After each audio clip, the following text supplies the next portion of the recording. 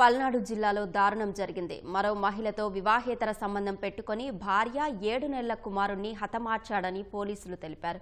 ప్రమాదవశాత్తు కాల్వలో పడి మృతి చెందారని చిత్రీకరించి అందరినీ నమ్మించే ప్రయత్నం చేసినట్లు వివరించారు.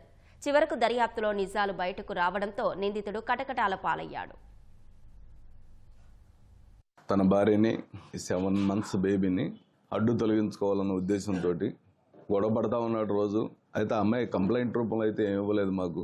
ఈ అమ్మాయిని అడ్డు తొలగించుకోవాలన్న ఉద్దేశం ఆల్రెడీ మనసులో దురుద్దేశం పెట్టుకొని ఆ కాలువ దగ్గరికి తీసుకెళ్ళి అక్కడ బండి పడ్డట్టుగా క్రియేట్ చేసి ఆ అమ్మాయిని కాలువలోకి తోసేసి ఆ బేబీని కూడా కాలువలోనే వేసేసాడు.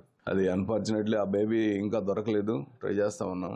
ఇతను ఎందుకు చేశాడు అని మేము డీటెయిల్గా ఎంక్వైరీ చేస్తే మా సీఏ ఇతని కాల్ డీటెయిల్స్ తీసిన తర్వాత తెలిసింది ఏంటంటే ఇతనికి వేరే అమ్మాయితోటి అక్రమ సంబంధం పెట్టుకొని ఆ అమ్మాయిని పెళ్లి చేసుకోవాలన్న ఉద్దేశంతో వీళ్ళిద్దరి మధ్య జరిగిన చాట్ కానీ ఆ సంభాషణలు కానీ వీడియోస్ కానీ ఫొటోస్ కానీ ఇవన్నీ మా సీఏ గారు విశ్లేషణ చేస్తే చాలా క్లియర్గా వచ్చింది.